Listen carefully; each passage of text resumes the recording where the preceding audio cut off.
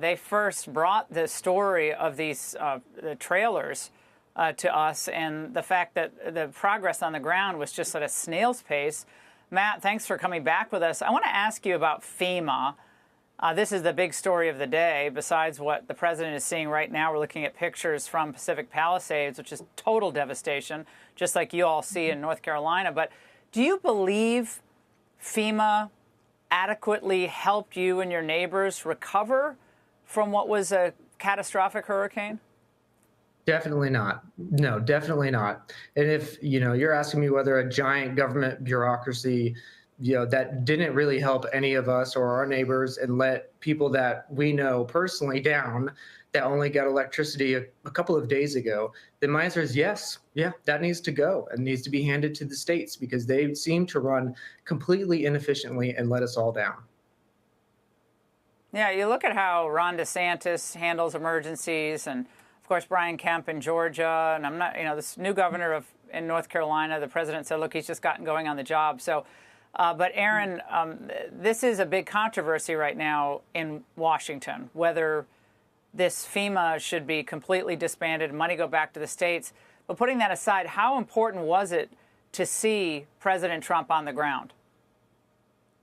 It was absolutely incredible and very uniting, I think, for the city. Matt said it best earlier today. He said, did you see how long Trump let other people talk? And he just listened. And you could tell he was getting mad for them. And that's been Matt and I's role for 4 months now. Just having to listen to these terrible stories, these horrific stories of watching children's bodies float by and homes being lost. And the most they can get from FEMA is $42,000. How do they rebuild on $42,000? Trump's response was exactly what we wanted. Bring back the Army Corps of Engineers, bring back the National Guard, do what you can to restore infrastructure immediately, because we still have trash hanging from trees. We still have massive amounts of debris everywhere. Matthew, when I was just watching this in real time with President Trump is just, and Melania as well, like whether it was a small child whose life has been completely upended by this, and the president himself just huddled with these people who have been through so much. It really made me both so happy, but also, again, mad that this was allowed to fester as long as it has, and that we're the biggest, most powerful country on the face of the earth. This should never linger as a problem as it is right now. I mean, rebuilding takes time, but not getting people in adequate shelter. That's right. And, we feel like we've been screaming this into the void for months now. And when Trump came and let other people tell their stories, which we've been hearing for months and months, he just handed the mic and said, here's my platform, you take it, you tell your stories. And that's exactly what we've been hearing, but people have been completely let down. They can't rebuild. And why in the world did the Biden administration not do all of the stuff Trump did today 4 months ago? Why did it take this long? Right. It makes no sense. No, but Aaron, we kept hearing it wasn't possible, right? When we had you on before, the government officials are saying we're doing all we can as fast as we can.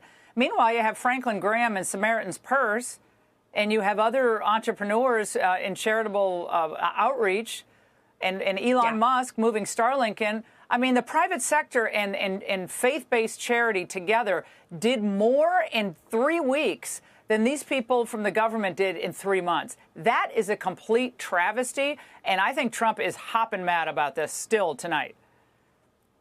Yeah, I mean, we're just so relieved that someone else is as mad as we are. I mean, this is something Matt and I, met our little group of 5 people on X, and we called ourselves Operation Shelter just so we could give ourselves a name. But we're just 5 people that are trying to do good for the people around us that are desperate. I mean, these people call us in the middle of the night saying, my hotel voucher's gone. Can you help me? I'm cold. My propane tank is empty. It's 7 degrees in my RV. Like, it is unbearable to experience this every single day, knowing there's babies, pregnant women in these places. It's gut wrenching. And I don't, like Matt has said so many times, we do not understand why it's taken so long. Well, Aaron and Matt, thank you for keeping us informed